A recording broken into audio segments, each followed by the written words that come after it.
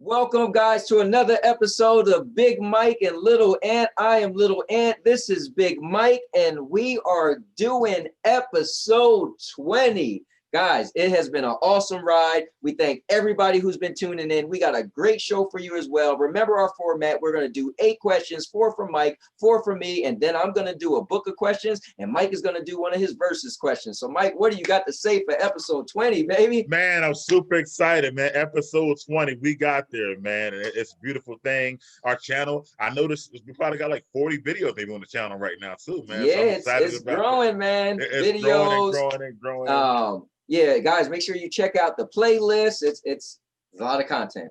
A lot of content, man. And I'm excited, man. This started out as 2 guys who worked together, who decided to do a show. The pandemic made us go a different way with it, but it's working out for us, man, because it's early on Sunday morning and we're doing the show. So we kind of love this. Please watch. We definitely bring you great content. It's very transparent. We'll let you guys know. We kind of give you what other shows don't. So very, very excited about it. Yeah. I honestly, guys, I do a lot of stuff throughout the week, and Mike does as well. And we could both tell you that on this show, you will get the most transparent versions of us. So on this show, you're going to hear stories about our past. You're going to hear relationship stories. You're going to hear all this stuff, and we're going to be completely transparent. We love you guys to tune in and feel like you actually get a really good product when you're checking out the Big Mike and Little Ant show. So episode 20, let's do it. Without further ado. So you want me to read my topic? You read yours? Yeah, let's do it like that. Yeah. All right, cool. All right. So I'll go first then as usual. My topic was let me just give a little prelude. With Thanksgiving just passing a couple of days ago, I thought it'd be nice to have a Thanksgiving topic because we like to keep the thing relevant. So my topic was, so we know about what's happening this year, the pandemic, and we know about, people not being able to get together and things like that. So let's get off on that. Let's talk about what was your Thanksgiving like growing up, and do you have any good or bad memories that stand out from Thanksgiving? So my Thanksgiving growing up was really cool because my grandma was still alive, and she was like the super cook, made the best food I ever had in my life. And so she was my family's from Jamaica, so she was like the person who forced you to eat, right? So the bad part of the story is like, Grandma, I'm full. She's like, come on, you're gonna eat some more. But her food was amazing. I'll never forget, Thanksgiving at my grandma's. I always remember I'll date a girl and bring her to my grandma's, and I have to listen, my grandma's kind of crazy, but you're gonna love her food, but she's gonna be is making sure you're eating all your food. She's gonna want you to eat everything on your plate, and she's gonna give you more. And I'll never forget, just Thanksgiving dinners at my grandma's, man. The food she made was great, and it's definitely different, without her. And but this is really short and sweet for me, man. I never forget my grandma's. So good and bad, like I said, getting in trouble for not eating all my food, and just enjoying that great food from my grandma. So when you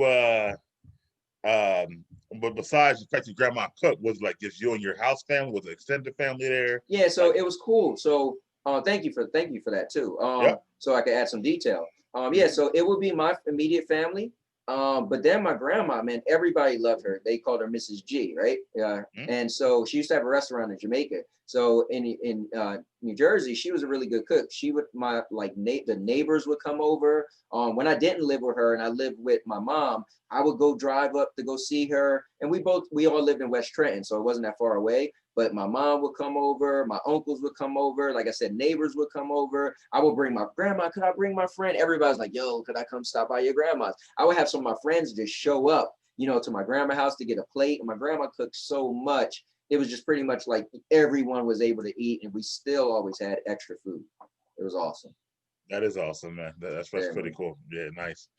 This is like your every year tradition. Yeah, this was every year, man, every year. And so like over the years, different girls, that I dated, they came to my grandma's welcomed them in. Whatever is going on in my life, I always made sure I came to my grandma's. When I was like, when I moved out of my grandma's and had my apartment and I had my own little family with my kids, like stopping by my grandma's, like, I just always made sure at some point I was at my grandma's. And then it was even messed up because I remember I would date girls and like my ex-wife, for instance, I remember Thanksgiving, I would eat a little bit because I had to save room. Listen, at the end of the day, I got it. My main course got to be my grandma's. So I remember making her mad because she was like, "So you barely gonna eat?" I was like, "I mean, I'm gonna eat, but listen, I gotta stop by my grandma's and have some extra space." That's funny. Okay, that's pretty cool. So for me, my Thanksgivings were a lot different growing up, Okay. I would say, as I got to adulthood. We talking about the childhood part. So, you know, my mom and dad, they split when I was about 4 years old. And of course, you know, pre that, I don't have a lot of memories pre 4 years old anyway. Okay. But after that, they kind of made a deal that went on for many, many years that my dad had Thanksgiving and my mom had Christmas, stuff like that. Okay. So that happened. So early in life, like before my dad um actually remarried, stuff like that, when I was a teenager, he was just a single guy. So a lot of times he would give me Thanksgiving and we would just go on these like to see family. So one year we went to upstate New York to visit an aunt and stayed there for like 3 or 4 days during the whole Thanksgiving holiday vacation. One year we went to Atlanta to visit family. Another year we went to Cleveland, Ohio to visit family. Wow. So my Thanksgivings were like different states and That's different cool. locations with my dad. Yeah, like every year to see family because he was just a single guy and looking for a place to go. So it was cool because I got to say I experienced it at another place and seeing how they did it and stuff like that. Growing up, and I remember like I remember even like Thanksgiving holiday, right? So it's like very busy travel time of year, Right. and I just remember like even like the upstate New York, I remember like we caught like a train to like New York City, then the Okay. train upstate New York. So like think about the scene from like Home Alone, where they're like running to catch the plane and stuff like that, Right. all the luggage. That's kind of how we were to catch the train on Thanksgiving. It was so packed and stuff like that. But in hindsight, it was like an adventure for a young kid and stuff like That's that to be cool. doing Yeah, this. that must have been real cool. Yeah. So yeah, that was my Thanksgiving, just to celebrate with my dad. So it's interesting because like I would come back and be with my mother, and then I would hear like all these stories, but I wouldn't even be a part of it every year Right. with my dad. So it's like very, very interesting. And then as I got older, my dad did remarry. We kind of same thing though. I still had Thanksgiving with my dad, but it would be at his house with his new wife and my brothers and stuff like that, and we would just settle down and things like that. So it was cool. But those younger adventures, I remember those like crazy. So that was my Thanksgiving. That's really cool, man. Yeah, definitely. So, but moving on forward, man. All right, man. So next, I got a topic for us. All right. So this is really cool. My wife sent this to me, and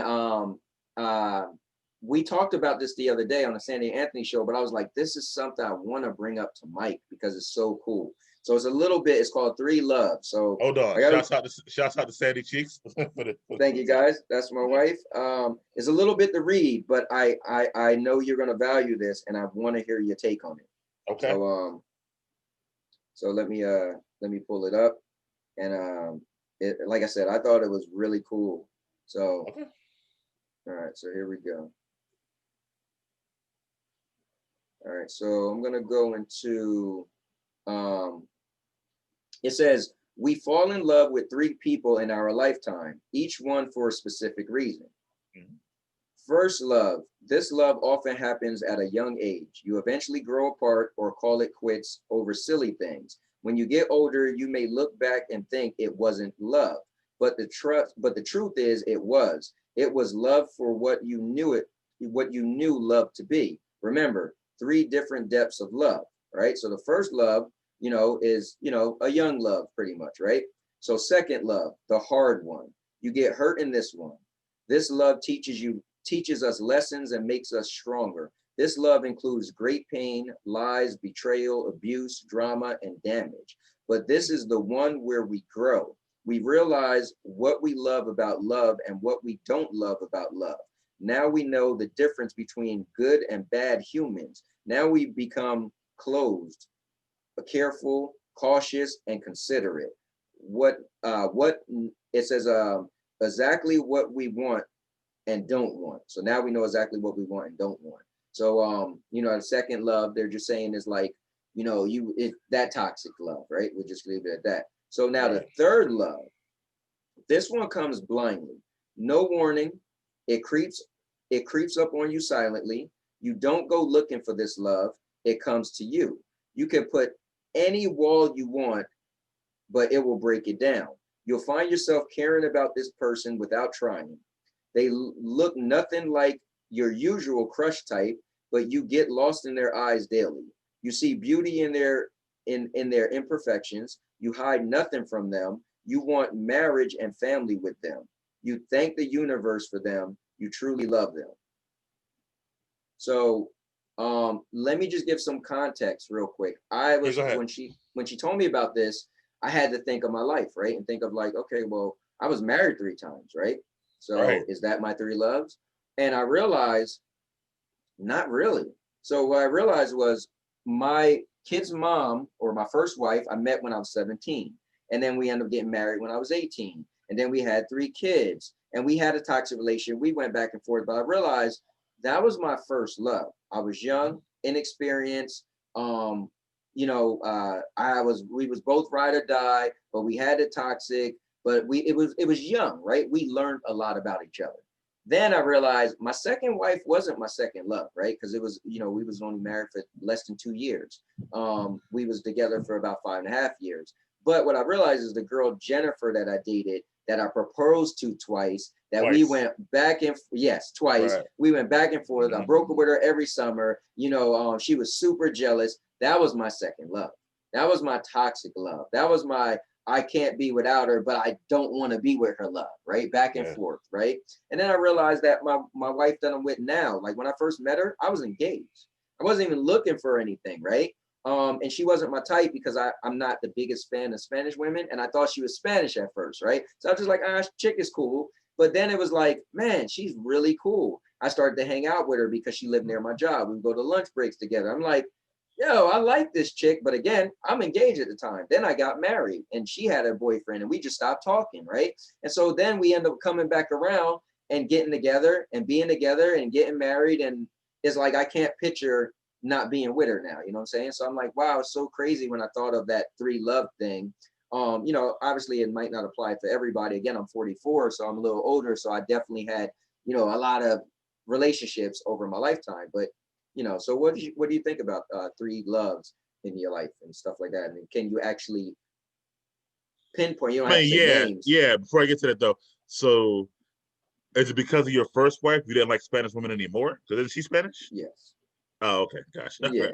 I was like, dude, I was just like standoffish. I feel like I was borderline racist. Like I was just like, I just felt like, nah, man, I can't, I went through so much. And I love you asking questions because again, it helps me be more transparent. Some people may had that question like, oh, how come you like Spanish women? So you add that, that's the one thing that's cool about the show. We both are like linked. And so I love, how we ask questions and stuff. But yeah, being with her for all those years, having issues with her family, feeling like I was tricked into marriage. I was just like, I don't care how fine Spanish women are. I'm just like, I just felt like they was a hassle. So I mentally told myself I didn't want to date Spanish women. Gotcha. Y'all was confused. I was like, wait, is she Spanish? It was just confused me for a second. Okay, I got you. All right. For me, and it's a wonderful question. Thanks again to Sandy for providing it. For me, I would say that yes, I have experienced all 3 loves and whatnot, and it's very, very weird. So my first love, I would go back to when I was pretty young myself. I was out of high school though, but I was probably a year out. I was 19, and actually E Money. Shout out to E Money who watches our shows and stuff like that, and he watches the show, so just let you know. But anyway, he was dating this girl, and she had a friend.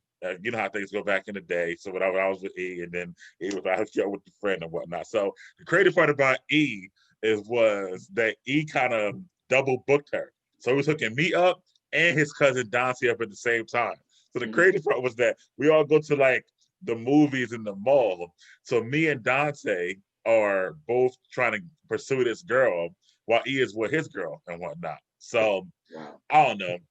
She kind of chose me over Dante, I guess the best way to put it or whatever like that. So we had the movies, we enjoyed that time. And like I said, we went to the mall and stuff like that. So it was cool. So anyway, over time, like she was just different. You from Trenton, so she was from Ewing. or whatever like Okay. that. Yep. So she was just a little. She was Jamaican too, by the way, 100% Jamaican. Okay. Mother and father Jamaican and whatnot, this and that. So, but she was just different any girl I ever met at the time. She was very smart, well educated, stuff like that, you know, already. So anyway, I would say she was my first love, and she wound up going to college, going to Temple. I told the story before, but she wound up cheating on me, stuff like that later on because of the fact I told the story a few weeks ago. Yeah, that's cool. Guys, if you want to hear this story, it's on this channel. So Right. I'm telling you, we're very transparent. Yeah, Yes. but she from that story, she was my first love or whatever Okay. like that. Like I fell in love with her, and so much so I'll be more transparent about this. When she did what she did, of course I was just devastated and heartbroken. But I was like, whatever. I'm 20 maybe at the time. I might be even still 19. I don't know, 20. But anyway, I remember like a few months had passed, and I was at my house by myself and whatnot. And it hit me later on, like, damn, I really, really had loved this girl and whatnot. And I remember I wrote my first poem that day or whatever, based off that relationship or whatever like that. So yes, I write poetry too, by the way. So that was that. So my second love was, again, it's always to me the something different than the norm and whatnot. But my second love, I'm older now. I'm working at the AT&T store in Burlington. Girl walks in, needs her phone fixed. She's beautiful and stuff like that. I start flirting with her immediately. And I don't know how. We got to talking about like she was there to get her phone fixed, but we got to talk about like what college she went to some kind of way and her career. I don't know how it happened. Anyway, so it's funny because we got to talking so long in the store that her dad walked in.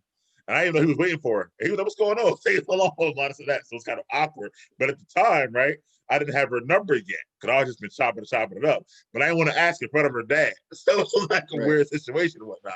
So I guess he noticed like the chemistry, and I don't know if she gave like a little head nod or wink. He was like, all right, I'll go outside or whatever. So you can let you finish your conversation or whatever like that. So it was weird. So anyway, while I'm getting her number, and she was an accountant. She was, you know, very smart, different. And I wound up falling in love with her, you know, like, you know, one of the greatest loves I've ever known, stuff like that. Like she was amazing. She was so different. Like she bought her first house at like 23 years old. Like she was just ahead of the curve and stuff like that. Right. So anyway, and for my own reasons, which is probably not on this channel, but maybe later on. But I made some mistakes and we broke up or whatever. So that was that. And then it's gonna be that's gonna hit you hard, right? Ready for this one? All right, let's go. My third love will be now with my kid, the woman I want right now and whatnot. It's crazy because wait, you know what's funny? I expected that. That's so funny. Oh, wow. Yeah. I was waiting. Yeah, I was waiting for you to say that. Actually, I want to back up a little bit. So let me ask you a question. You have 2 children. Yes. Right? Two different women, right? Yes. None of them are my loves. Okay, I was curious. Okay, well, listen, guys, you're not gonna find another show as transparent as these 2 gentlemen, right? Yes. And that's ironic. None of them are my loves at all. Gotcha. And one of them, remember, is the ex-wife or whatever. One of the kids' mothers. That's right. None of them were my loves at all. Stuff like that. So I know it's but like you, kind of, it's like different or whatever. Like that. Yeah. So well, you know what's cool is I bet at the time you probably felt it was, but maturity it will give you clarity, right? You probably got older and was like, no, I realized, you know, what was love, what wasn't love, right? Correct. And if you go back to our shouts out to Poetic Charm, when we talked about what's loving and being in love, again, it's 2 different things, stuff like that. So of course I love them, my kids' parents, stuff like that. But I was never in love with them, like that, if you know the difference or whatever. So it's cool. But anyway, so my Kia, man, she just is crazy because the girl I'm talking about from the second love, bro, again, like when that broke up, and I can say this on here because I told people this and whatever, it took me probably 4 to 5 years literally to get over her. So even though I moved on and got with my son's mother, I wasn't over the second love at all, bro. Now let me ask you this: would you say that you messed it up in the end? Yeah. Okay, yeah. So was it more like, man, I messed this up? Because I feel like as guys, like I have a girl, there was a girl that I was really into, right? Okay, at first I wasn't into her at all, right? Right. And then we ended up dating. And we was really close friends, right? But I just wasn't that attracted to her. And then we end up dating. And we end up dating, and she broke up with me. And man, I took that so hard, and like I wanted her back so bad. It was like crazy. I couldn't sleep. I'm telling you, I'm so sick of so sick of love songs by Neo. It's our most played song ever in my life. I played that song every day about 500 times. It was the saddest point in my life. I was moping all the time. Felt like I lost my best friend. It was crazy. But so what I was curious was, do you think it was very impactful for it to take you a long time to get over it because you knew you messed up something that could have been grief? Yeah, that's what it was. But here's the thing, and I told my kid this or whatever like that. Here's the thing. I met this girl, I think she was 23, I might have been 25. So I couldn't recognize great at that time as a young man, as far as like what would be impactful for my future. But later on, yeah, I realized, wow, this was an amazing, person or whatever like that. And just like you said, my best friend, we did so much together in that, it was like 2 years we were together in that 2 year period. I mean, trips, vacations, holidays, like you name it. We was like going to church. She's the one who got me to go to church initially and stuff like that. Going to church together. And full transparency, and your family is you have church in your background. My mother's a pastor. My father's a deacon now today. My grandfather was a pastor for 40 years. You know what I'm saying? So yes, it's in my background. And this girl got you to go to church. She got me to go to church. She played drums for the church, actually. She's very, very good. Like, I mean, she's a beast or whatever like that. So so when it was over, yeah, I knew it was my fault. I knew there was a lot of things I wasn't as transparent as I could have been with a lot of different things. I could have saved it. At the time, honestly, I just got an apartment. I was moving and shaking. I was like, man, I got so many other chicks. But like you said, later on, it was like, wow, like this girl looked out for me. I'm gonna give you one story in particular. I've always wanted to do what I'm doing now, actually. Talking, radio, broadcasting, all of it and stuff like that. And this is like 10 years ago. So there was no podcasts like that or way to do it on my own. So, but she knew I wanted to do this in my life. Because I'm a person who, I don't know about you, but I didn't grow up saying, I want to be this or whatever. I didn't want to be a stunt man, but beyond that, like anything like, professional, let's say, careers, whatever like that. So I didn't grow up having it. When they would ask me when I was a kid, I never knew the answer. Whatever comes, yeah, whatever comes. So, and I started working whatever. But at one point, I was like, yo, that's what I want to do. I want to do like broadcasting. I want to be a radio voice. I want to do this and that. I want to talk about movies, sports, and everything else on the radio. Radio was big. You probably still going to work back in the day when you were radio was huge and stuff like that. All right. So she knew that. So one day, I'm just there or whatever like that. She was like, let's go. We're going somewhere. I was like, what are you talking about? Or whatever like that. Bro, long story short, I'm driving. I'm asking questions. She took me. And we go to this building. I still don't know where the hell we are. We get in this elevator. We go up to on like the 4th or 5th floor or something like that. We go out. It's the Connecticut School of Broadcasting, right? Wow. It's a broadcasting school. She has set up for me to take a tour of the school and then record a commercial at the school and stuff like that, like a video and audio commercial. Wow. And then talk to the, the administrative director about me coming to the school and stuff like that. So, but she did all on her own, and it was a super surprise. So something like that, it's one thing in our entire relationship, but I'm just giving an example of what made me really fall for her, things of that nature, stuff like that. So we broke up again. I'm moving and shaking, dating mad chicks, but they ain't doing that. You know what I mean? They might be whatever, cooking a nice meal or having good sex, but they ain't taking that time and thought process. You know what I'm saying? So anyway, it took me years, bro. And honestly, every woman, I'm saying all this for a reason. Every woman after that was just like, I'm either going to settle because they can't live up to her and whatnot, or I'm just going to not be with nobody until my kid came along. See, that's why it comes full circle, right? I love it, so my Kia is like her name was Kristen, by the way. It's like Kristen like your ex-wife, right? But Kristen 2.0, right? Because she's older, she's even more mature, and she got all those qualities and then some. So it's Right. like she would be, I think, my ultimate love. And it's kind of like, you know, it's been, I don't know, like I said, I broke up with a girl 10 years ago, but it's like God took me here to find this one, Right. and this will be the one for me. So that's my That's third cool. love. You know, and I think it's cool. I think there's times where you could have that love that, or you love someone, and you can, because I feel like life is all about maturity and growth, right? So you learn stuff about yourself once you come out of something, right? So, like you Right, said, you came out of it like she was great, but listen, you moving and shaking, whatever, right? right. And then it hit you like, whoa. You know, full transparency, I always give credit and take my hat off to my ex-wife.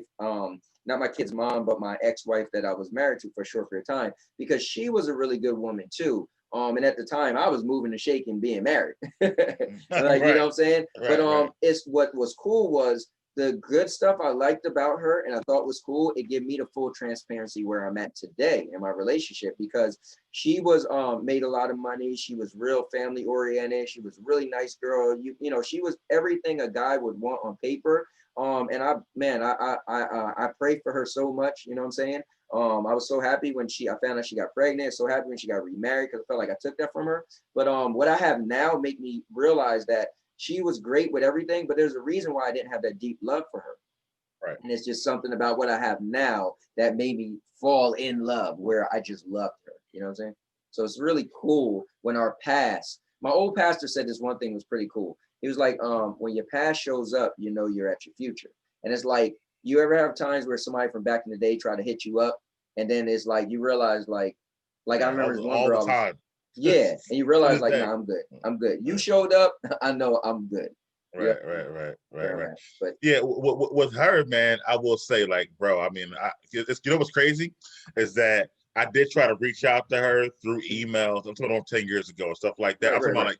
I'm talking about like maybe, so we broke up maybe 10 years ago. So maybe like 8 years ago, I was still trying to like reach out to her, this and Right. that. But I had got in relationships already. So I was just kind of like trying to get little small information from her. But it was weird because I know I couldn't go that far in a new relationship. In Right. hindsight, again, learning later on that, man, this girl was so great. I probably should have just said, you know what, drop my relationship at that time and try to get Right. her back. But Right. again, not thinking. So it took me really years to realize how great she was. But I will say the fatal flaw, because you have one too with your second wife, Yep. for me, was the fact I could never be 100% of myself Right. because she was raised so differently. Right. So, you know how we raised and where we from and Yep. stuff like that. So it's a little different.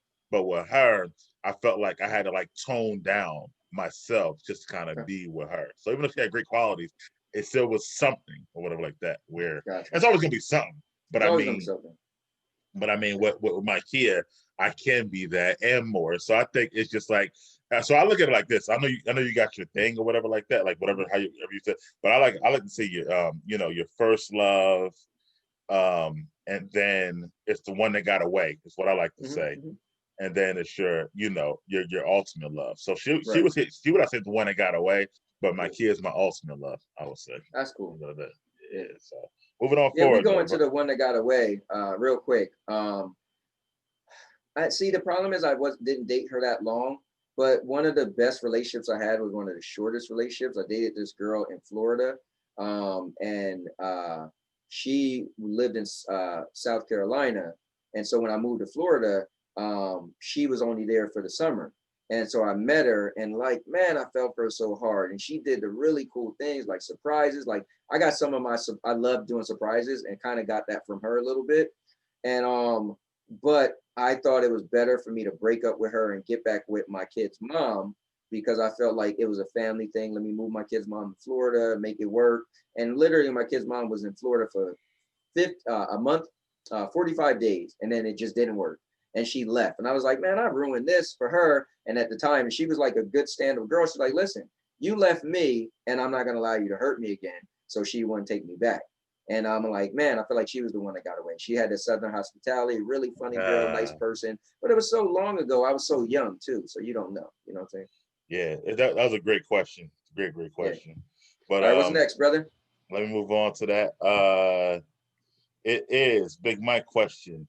Oh man, so I actually seen this somewhere. So I said, yo, this would be a great question Okay. for Anthony, especially because you know your love and all of our love for technology and things like that, Right. and but especially for you, based off of our conversation too about like the new gaming and how it plays, stuff like that. So anyway, the question is, how would your life change if the internet shut down forever?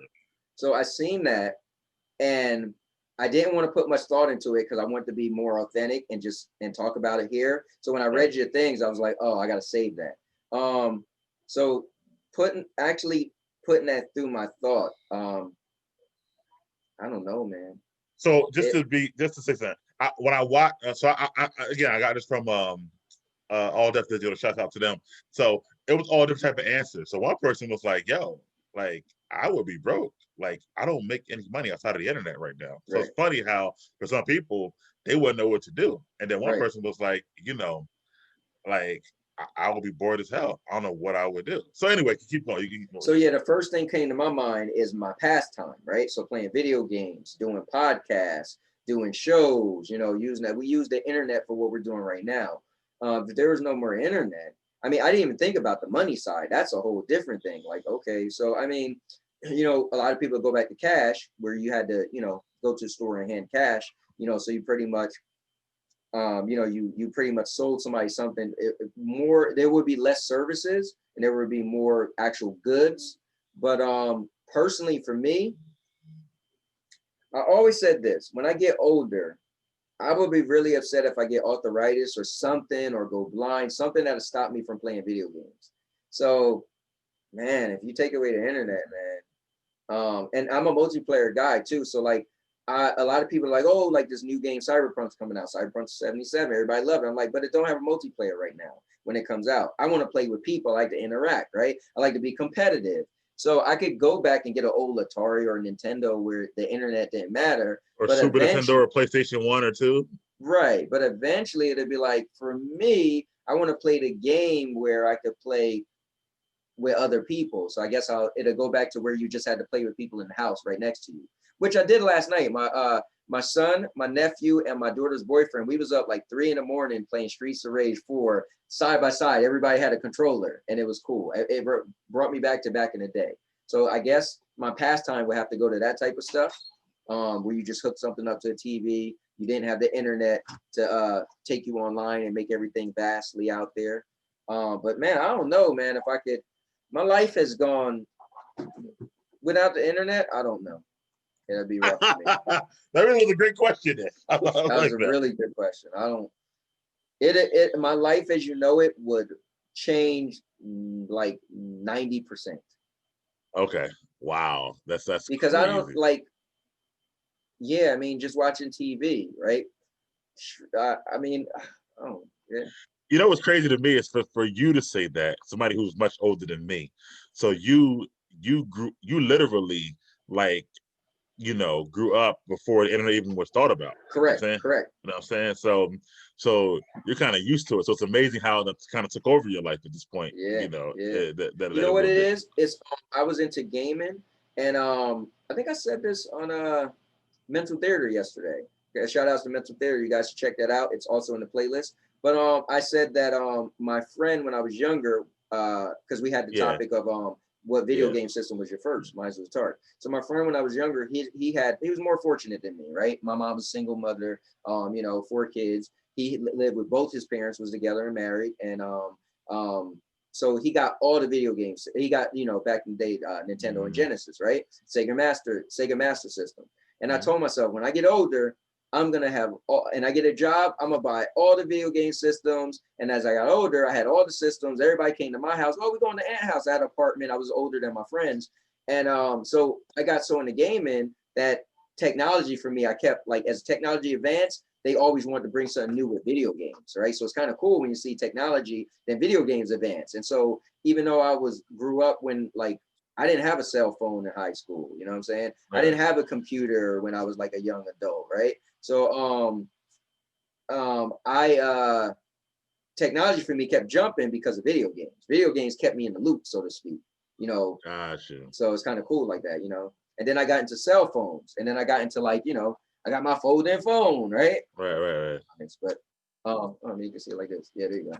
But Yeah. So cell phones and video games kept me in the loop as far as technology and all that stuff. Okay, that's cool. For me, man, if it went away, obviously there'll be some things that I would miss. But honestly, I would embrace it, bro. Like Right. sometimes I miss those olden days. I'm not gonna lie to you and whatnot. Like Mm-hmm. I just think that and it's so many different things. Like I look to it, like gaming. I think even that, right? Like I was a gamer when I was younger. But I love going to my friend's house and us playing the game together. It was more than just us playing the game. It was like we were ordering pizza, talking about other stuff or whatever like that. Where when you find somebody online that you do now, it's kind of a lot personal. It's just more about the game and stuff like that or whatever. So and I would love to create sessions. I mean, hell, me and my friends within the last year just had a whole game night at Chris' house or whatever, playing a fighting game tournament or whatever like that. I think I just saw Sandy the thing with him, but I think it's just different or whatever on that. I love it, but all the other stuff, I would just have to get more physical media when it comes to movies and stuff like that, because I know I can't order them online, which could be better because like we talked about on mental theater before, that sometimes when they put them on Netflix or other shows, now they kind of edit them more. And the old physical media, they can't edit them. Same thing with like your WWE stuff or whatever. Talk about that too. How like on a network they change a lot of the songs, audience stuff, the edit stuff, but on the DVDs or old tapes, let's say, they are what they are and whatnot. So it is what it is. So I think I would like that. I think, man, I would miss I wouldn't miss social media because I mean, whatever, it is what it is. I agree. But I would definitely miss stuff like this, being able to like see you on the video really, really easily, and being able to contact people like now what you said before, like they had the old credit card machines and they would turn the paper into the credit card company. They can still do credit cards, stuff like that. That is true. Yeah, but I wouldn't be upset and I would embrace it only because I feel like it'll bring people together more. And bigger scope, my kids would go out and play and interact more like we did than they do now. Because when you said that, I just instantly thought like I get more physical. I'll probably get back into shape. I'll probably, I'll get out more. You know what I'm saying? Yeah. Our whole thing as a kid was to go out and play. Right. I was like the whole thing like that. With his kids now, whole thing is like I'll catch you on the see you on a duo later on or something like that. Or like my daughter, she's always walking around with her phone, her iPhone, like on FaceTime. It's like, yo, don't you even want to go see your friends? Right. And we would make fun out of anything. So I would love to see. I think we're so innovative because we're innovative as kids. What are we going to do today? I don't know. Let's make up a tag game. We'll just make up stuff. Oh man, yeah. I mean, when I was younger, we called I lived right near the Delaware River, so you just go right over the bridge over 29, Route 29. And we had a spot over there we called the Predator Place. We had imagination if the predators came shooting at us. And I mean, we used to go catch crayfish and catch salamanders. And I mean, we was out and about in the water playing and splashing and riding my, Yeah, so it's funny when kids today with all technology still say they're bored. Are you bored? What? How? Whatever like that. Or even the trips, like when it got me really mad, not this year because of COVID, but last year we went on our family trip. We went to Myrtle Beach, and like they got 5 different pools. The beach is right there. We was doing so much. My daughter's like, I'm so bored. I'm like, that made me so mad. I'm spending all this money, and you talking about you bored now. You got like a million things you could do. Right. That's what I'm saying. Like, as a kid, when we grew up, how much I would have loved to have that trip, Oh my God. Me too. Yeah, I mean, I'm mainly into this stuff because to be honest with you, I didn't have the money I had now, right? So my 3 kids never got all this stuff. So I'm doing this with my wife kids and my 14-year-old daughter. My older kids, we never went on a family. We did we did day trips, right? We go somewhere and come back for the day, but we never went nowhere and stayed the night. There was one time, and only for one night, my buddy's girlfriend or wife, she let me use her timeshare in Atlantic City. for 2 years in a row. So it was cool. So I used it, and then the last day I took the kids. You know, see, I picked up my kids, and they stayed for that one night overnight. You know what I'm saying? So I feel like my kids never really, younger kids never really got this. You know, so it's I like think I think for me, because, and for you too, I think, I mean, it might be harder because you do so much gaming, I guess, but I think you would adjust because you lived it before. And yeah, I think yep, for me, because I lived it before, yeah, it'll be easier than, let's say, our kids who I agree. never lived it and stuff Oh yeah, I like agree. that I to mean, adjust. I'm to be transparent. I'm a go with the flow person. You know, I'm the person where I lost my job that I had for 19 years, and people was more Right, upset. It was like, oh man, you got a man. I said, listen, man, it is what it is. It's business. Listen, at the end of the day, you know, right, they whatever. You know, I right, took it on the chin like a champ. Like it is what it is. I'm gonna go with the flow. Like I always told my kids, like no one promised you anything. You could right, wake up tomorrow and your life could change. You got to be right, ready. You know, you just gotta. right, It is right. that's life. All right. I mean, now I can watch Netflix, but if I had to, I know how to operate a VCR. I had it before. You know what I'm saying? That's right. Like wouldn't be like, I'd be like, why do you do this? No, I know how to do it. Right. So if it went back, it would be fine for me because I Right. lived it. But I also miss certain things. Like I think we had a conversation, I don't know, maybe, but about video stores and things like that. Yeah. Like it's weird. It's so much. It's so weird, right? It's like it's a more of a hassle and a different life to be like, yo, what do I want to watch tonight? Let's go to the video store, walking around Right. feeling we want. But for some reason, I like that experience. It was like, Right. you know what I mean? It's a little Well, different. it's what we say about the movie theater, right? To Right, get up, get in the car, and go somewhere, right, and have a night out, or you got out of the house. You know, right, even going to Blockbuster, right. you just walking around, looking at all the different, like it is something about that I get the convenience, right? I get VOD, right? Video on demand. You Right. watch it at home. I get, oh, you know, just use Netflix. I get the convenience, but it's something about getting up, going out of the house, and it's like a little adventures to a point, you know. Maybe that's what it is, or something like that. So I would embrace it. I would, the things that I would miss, like, man, I miss that. But because again, I lived it, I would embrace it fully and be totally immersed in that Right. time. And honestly, I probably would love it. And also I want to say one last thing.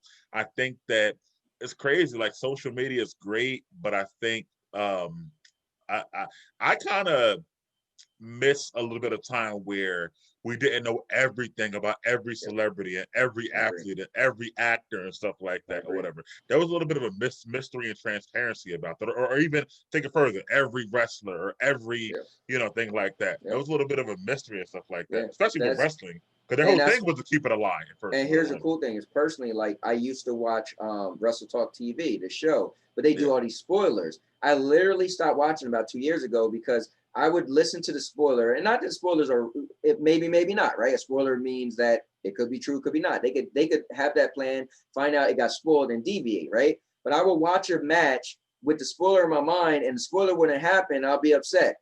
As if somebody promised me that was gonna happen. I just seen this on the internet. Why am I mad?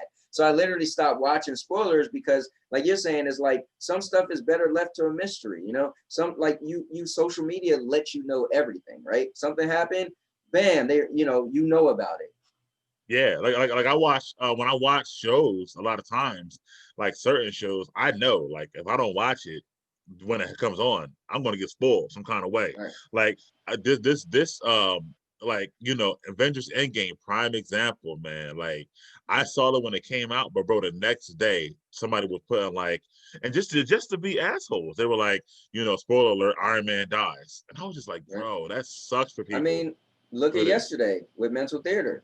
Your yeah, friend Chris was watching. We were talking about the Mandalorian. You was like, hey, we're just tune off and I'll tell you when to come back on. And then later on, we're just talking and I brought it up, not even right. realizing like, oh, he's back on. And now it's kind of ruined for him.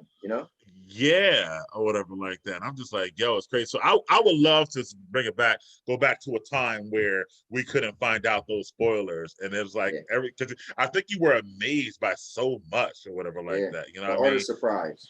Yeah, and wrestling, even like wrestling, like when someone won, let's say the title, it was like, woo, oh my god, you didn't know. Where now you can like read like, okay, Roman Reigns gonna win the title next week. Like you Right. already know what's gonna happen You already know, tomorrow. yeah. Like Or it's like surprise returns. When somebody came back, you're like, oh, they came back. But now you're like, oh yeah, he's coming out at some point, so he's gonna be on the show. Right, it's crazy. So Yeah. no, I would be fine. I want to see what you would think about that, only because you're so into the Yeah. technology and stuff like that. So I get more so because of your gaming and things Yeah, I of that mean, my nature and gaming whatnot. right now, full transparency, guys. If you see my thing behind me, I got a show I do called a Power Up Plus, and I allow people. So it's people actually. I stream it, and people get on and they pick the games and tell me what to play, and it's all through the cloud. So it 100% internet, right? Like, period. I I would, couldn't even yeah. do it without the internet. Yeah. Plus, I will say one thing. As an older person, it does make Mhm. life easier for us with Right. work and real life. You with, wife and kids at your house, you probably wouldn't have as much time to say, I'm going to my friend's house to play some games today or something like Right. that, Right. as you Yeah. would have back in the day or something like that. You know Yeah. what I mean? And Then they'd be here's what's like, cool. how long you gonna be over there? You know what I mean? So, Here's what's cool. You got the time, you got to drive there, drive back. Now I schedule my gaming, right? So here's what's so, when I tell you this weird. So you said, oh, back in the day we had a tournaments all night. Here's what's weird. Literally, I posted on YouTube, I posted on the internet, right? I posted on Twitter and Facebook that I was going to have a Mortal Kombat tournament on right. Friday. And all these people joined in and watched me have a tournament with people online, as if I would have told my friends and we planned to get together and go to their house. And I did it again on Thursday. I had a Power Rangers fighting game tournament on this other channel, and literally just put the word out there, and people jumped in, and we all played together. And now the community is talking about like, oh, he had a tournament, like, oh, he didn't lose, whatever, blah blah blah. And it's like as if it's like literally I did what you said in person, but online through the internet. Yeah, that's the only Crazy. difference. It's only difference is, like I said, what's more personal. It's like I could be now. I'll go to my friend's house next week and be like, "Yeah, I beat you in that tournament," because it's actually Right. my actual friend that Now, I I tell was you there this, to man, support. it's some people that I became really close with online, man. Some people I never met before, never met yet in real life. Some people I did meet in real life and knew them first on video games. It's kind of cool, man. Well, yeah, that's cool. I mean, you're good at Yeah, making friends, like you and I, right? So yeah, it yeah, happens definitely. or whatever like that. But anyway, moving Moving on on. forward. Your topic All next. right, so check this out. This we don't even need to go into so deeply, but Oh yeah, somebody sent this to me, and I just thought it was crazy. So I kind of want to talk. I want to use this as a segue to talk about. Well, I'll go into it. So in New York, a week ago, there was a sex club that got raided because people was still. They had over 80 people in the sex club, and they was breaking the rule of how many people you could have in the location. People wasn't wearing masks, and obviously they were connecting. They wasn't doing social distancing. So right. I thought, what would be the one thing you would get in trouble for? You were risk to get in trouble for, with the pandemic. All right. Well, that's not the question, but it's interesting. But okay, that's Well, cool. it wasn't really a question; it was a statement. So I I was gonna got go, you. yeah. I got you. You Okay, don't yeah. always have to know when I'm gonna pull out my hat, I man. see. All right. Remember that. Remember that when I posted on my I hat. know, I But know. Well, that's why when you post your question, I didn't want to even think about it. I wanted to discuss it like your previous question. When right, I right. read your list, I was like, okay, I'm not going to put thought into it because I want to put thought into it live. You know what I'm saying? Got you. Got you. Like Got you. even when I you read the. asked me before, real quick, when you asked me what was my favorite movies or my favorite wrestling themes, I said, bro, I'm just going to come up with it on the show. You know? Got you. Got you. So Got you. Yeah. I'm revamping my list for that, by the way. But anyway, I read the article. That was crazy, by the way, that you sent yeah, about the sex club and whatnot. yeah, But I get it. Like you said, sex. First of all, sex sells. Secondly, like if they were used to doing that club, that's literally taking something away from their, that's correct. Their what I lifestyle. mean, their lifestyle. That that really can affect them. I'm gonna say really mentally because what they did all the time and stuff like that. Hmm. So I can see them doing that. What would be something I would get into? You mean that's restricted? You I were, yeah, guess you were risk, right? Yeah. You want me to go first? Because I thought about I'll this. go. I'll go. Okay. I'll go. If so, I remember at the beginning of the pandemic, a lot of the uh nail salons, hair salons were Okay. closed and stuff like that. And I remember like, some of them like opening and people were like sneaking in the back door to get their nails done and stuff like that. I wouldn't do that. But let's just say if the Regal by my house is closed right now and the manager, my guy Mark, I told you I'm cool with him, whatever like that. And he called me and said, listen, if you're going to the side door, I get you in and it might be $20 for the movie instead of 10 or whatever like that. Blah blah blah. Bro, I would be there in the heartbeat. I'm not gonna lie to you. Mike, listen. Yeah. You're my twin, bro. Because I asked this question on the Stadia Anthony show, and if you go back, I said exactly what you said. I said, listen, the Regal is only 15 minutes from my house. If I found out, they was like, listen, you could come in, but you can't say nothing. We're gonna have the screens on. I said, I would risk it, yo. That's exactly what I said. I would I'm telling definitely you, risk it, bro. I would risk it, man. I would risk it all for it, bro. I'm telling you, I would. I'm not even gonna lie. And like I said, and it could be, for me, logical because I'm cool with the manager. Yeah, I'm like, yo. And I even said that, and then my Regal unlimited pass worked, right? So let's say that it worked. Like, yeah, you could get in. I'm risking it, man. I'm not gonna lie, bro. Even if it didn't work, I will pay for it. Me too. Think about it. I went to the movies recently and I paid. Right. Listen. At this point, I will pay for it if he said, yo, it's coming aside. It's gonna be double whatever. I was about to say I might even pay a little extra too, because right. You'll see. That would be me or whatever. Like the only thing, I didn't go get haircuts or pedicure or nothing like that. So whatever, like that. But that I think I would definitely risk. Yeah, man. I'm a movie junkie, man, and I like. What did other people say on the show? But I'm curious. Yeah. So I'm trying to think. I went into great detail about that, and I can't. I'm not gonna watch it again. What was that? I gotta. Yeah, I can't remember. The one I was on or the last one before that? No, that was the one that was just this Thursday. Okay, yeah. Cause I had to leave to go be on PC. That's why me and Josh. Right. Yeah. Okay, got you. All right. Well, that was cool. All right. So speaking of COVID, great segue. Yes, sir. My next question is: there's been a lot of talk about. You brought it up yesterday about recent vaccines. Right. Some got approved. Some are 95%. Some are 90%. But obviously, we know they're going to be coming soon. But there's also a lot of talk, especially amongst the Black community, about like, don't take it. I wouldn't take it. I'm scared of it. Blah, blah, blah, this and that.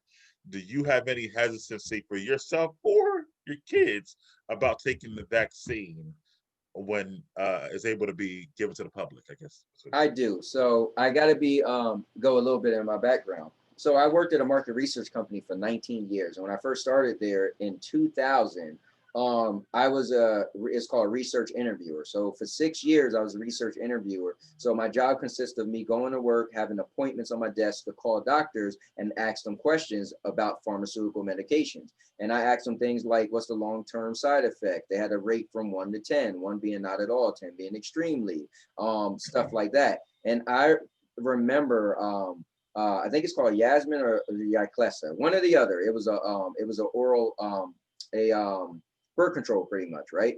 And so it's one or the other. So you guys can look it up if you want. And I remember that so many doctors kept saying on long-term side effects, NA, give it a 5. I was like, you can't give it an NA. Well, give it a 5. I don't want to rate it. And I said, why not? They said that drug haven't been tested long enough to know what the long-term side effects are going to be. So about 6 years later from when we did that study, that thing was on the market. I'll never forget. I was laying in bed. I was with my ex-wife at the time, and on the TV, it was like, if you've taken, and again, I feel bad for the company, but it's either Yiclesa or Yasmin. So I know I'm messing it up, but it's one or the other. I can't remember which one it was. If you've taken blah, blah, blah, it's class action lawsuit, and they pulled it off the market. And I'm like, 6 years ago, I remember doctors saying they can't rate that drug because of size. So for me, and I'm weird too. I'm a self-medicated person. So I'm the person where my friend, really good friend of mine, I'll tell a story, be transparent. We kind of stopped speaking because he got mad at me. So about a month ago, I was having issues, real transparent. I had to go to the bathroom and I was having pains, right? And I kind of kept it to myself. I told my wife, like, yo, when I pee, it hurt. And she was like, she's Queen Google, you need to go to the doctor. But I got a high tolerance for pain. I'm like, well, let me just see if it go away. She's like, you just think it's going to go away? What could it, you don't even know what it is. Listen, I'm going to see if I could get over it before I go to the doctor. I just don't, I'm going to get into it. So anyway, I'm going to try to cut it short. So anyway, I told him his wife's a nurse. His wife said, yo, she said, you better go to the doctor, go to urgent care. And I was like, you think my wife didn't tell me that 2 days ago? I don't want to go, right? So in the end, fast forward a couple of days later, I ended up feeling fine. It went away. I thought I was maybe constipated, whatever. I got my wife to buy me something, maybe go to the bathroom. It felt like it got a little better, but it still was hurting. And then it eventually went. I told myself that Monday, because it happened on Thursday night. Matter of fact, I got off the Sandy Anthony show, and I thought I had COVID or something. I got these crazy chills. I got off Sandy Anthony show and went right on Poetic Charm, and I got these crazy chills, and I felt like I had a fever. I went, took a hot shower. Actually, I got in the hot tub, and I felt really bad. Still went to work the next day, and then it was hard for me to go to the bathroom. So anyway, I was like, okay, that got nothing to do with COVID, right? So then when I got better, I was messing with my friend because we trash talked each other. I was like, listen, a-hole, I guess your wife ain't know what she was talking about because my balls don't hurt. I was just being like, you know, Mike, I'm just like you, y'all trash talk too, right? But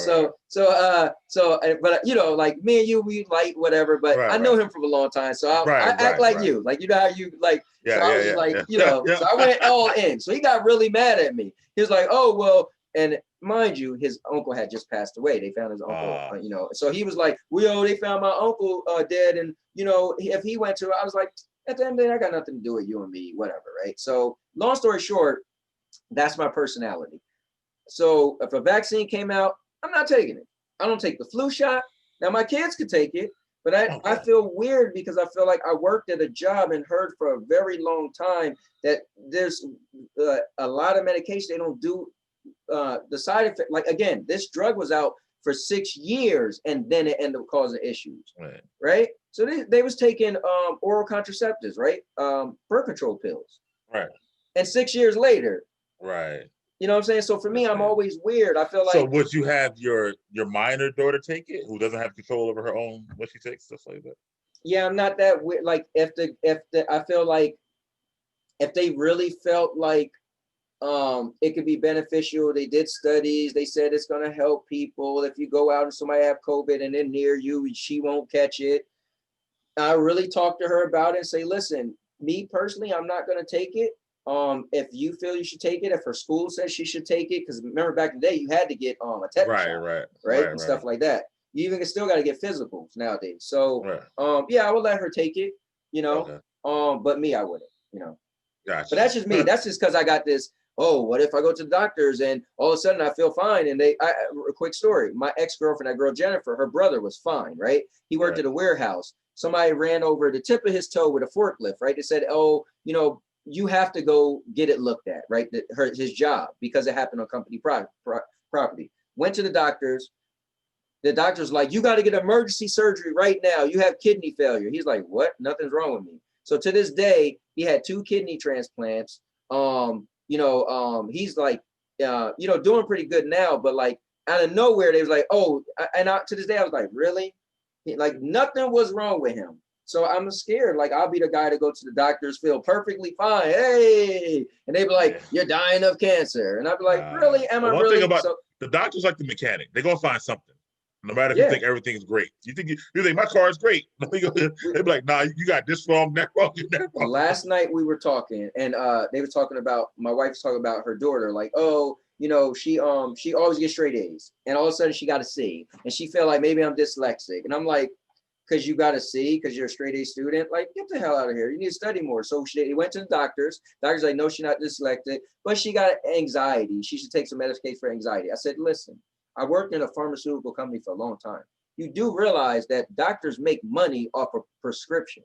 So just so you know, it's part of their job and income. I'm not saying every doctor's shady, but I remember working at the company I worked at, and so many doctors was like, doctors have infusion centers. Guys, I'm not going to get in trouble for saying this now, but I used to couldn't say nothing. So doctors would have infusion centers, and and I would say like, oh, how come you don't have an infusion center? And it's like, listen, infusion centers where they put the intravenous drugs into you. It was like, is really not as effective as you taking oral medications, but doctors make so much more money to build an infusion center. Bro, listen, I know already. My ex-wife was a nurse before a medical office, not for a hospital. So she was not only the nurse, she was the office manager, and she did all their billing and coding and stuff like that, which she did at our house a lot of times.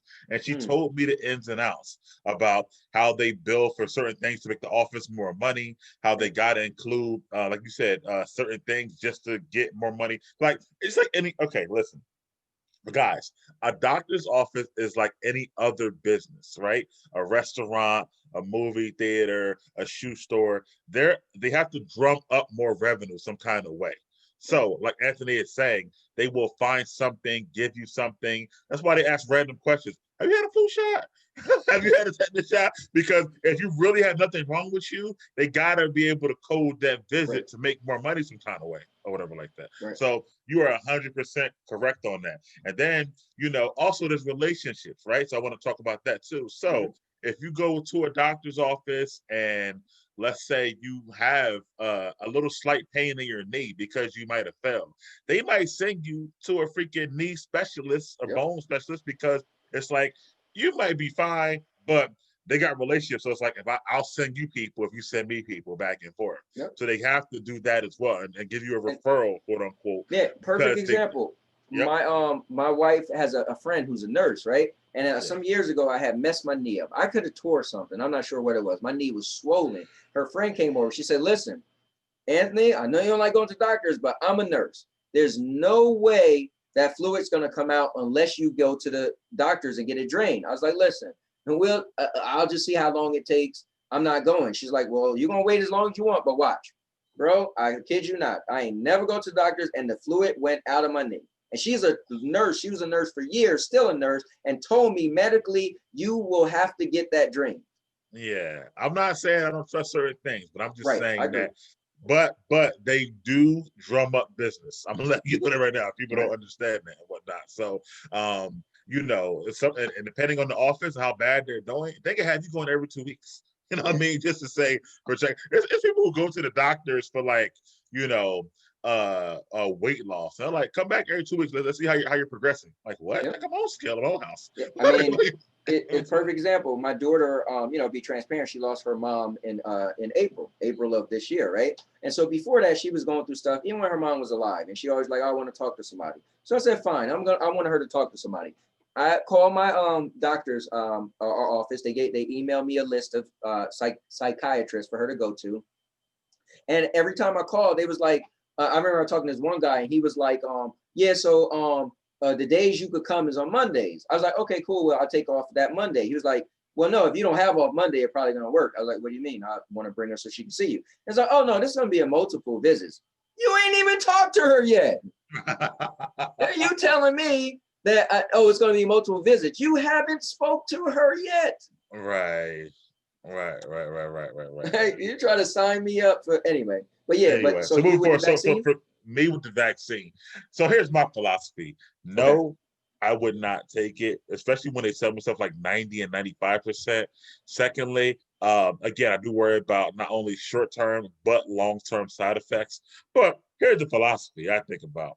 If it's supposedly a good vaccine and all the other people are getting it, it means they're no longer getting COVID, which means they can't give me COVID. So basically, I'm looking at it like this. If y'all all want to get it and they say it works, cool. That benefits me too. Because it means you can't get it and I can't get it. Just like the flu shot, I guess, which I don't think either or whatnot. So again, if you think about the numbers wise, if 90% of people get the vaccine, then even if us 10% can get COVID, we can only get it once, right? According to what they say. So we can't give it to them no more if the vaccine is good. So why didn't take it? That's how I look at it, or whatever like that. So they said there was a few small cases of people getting COVID twice. I don't know how true that is, but right. But I mean, the majority they said you can't get it twice, whatever like that. So again, so if they're taking it, the other people are taking it, then you make it safe for me because you don't have it because you got a vaccine. How can I get it from you like that? You know what I'm saying? So I feel like I would rather take my chance of everyone else taking it than me taking it. You know, with that regard. And I'll keep living like I'm living, honestly. Like, you know, I mean, it don't hurt me to go to the store with a mask. I don't know about everybody else, but I'm still shopping. It literally have no effect on me whatsoever. So, you know what I mean? So I know people make a big deal out of it and I get it, but for me, it doesn't really affect my everyday life or whatever. I'm like, cool, let's go ahead and get these, whatever it is, stuff like that. I agree. So, whatever. All right, moving on forward, man. That was my topic. Your topic, actually, next. Yes, sir. So number 6. Let's see.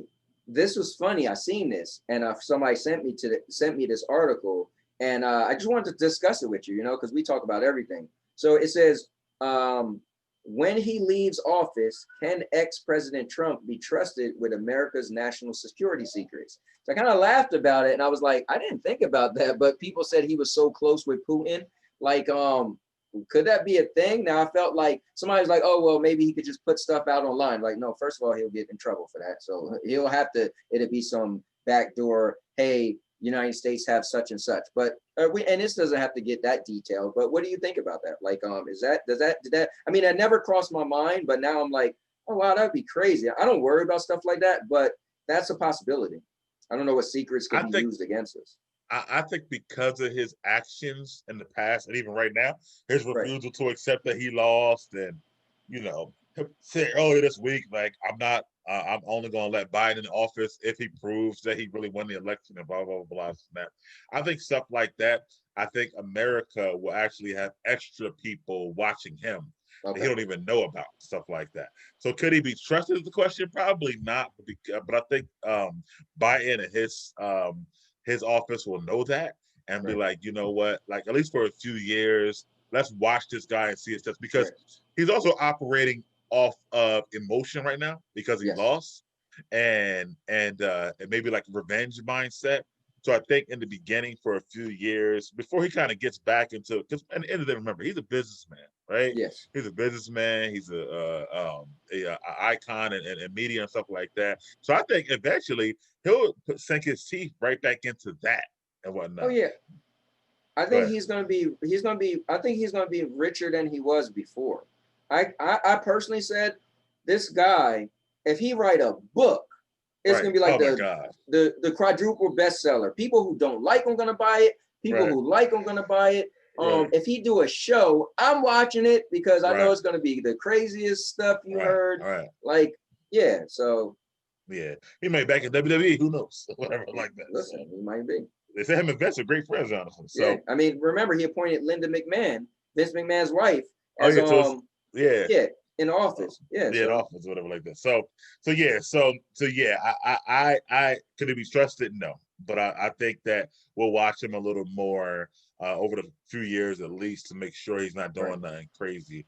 But yeah, there are national security secrets that the president is only can be given at certain levels, or whatever like that. So I think that there are things that he can honestly say. But also the other thing is that if you really don't trust him, all those procedural protocol things, you can just change, you get in there and stuff like that. So if it's like, we got this particular tactic when this happens and everybody knows that in the Oval Office, but like, you know what, let's switch it up to this so that way he don't know now. And I was just smart anyway. So yeah, but I think of what if there's stuff that they planned for years, right? And then that's just information that he's privy to now, and it's like, man, do we change this whole formula because he's no longer the president? Or maybe they do that for all presidents. I don't know. I was saying that would be smart anyway. Let's change it every 4 years and whatnot. That way people don't know what they know. You know what I'm saying? But anyway, moving on forward, man. That was a quick one. Okay.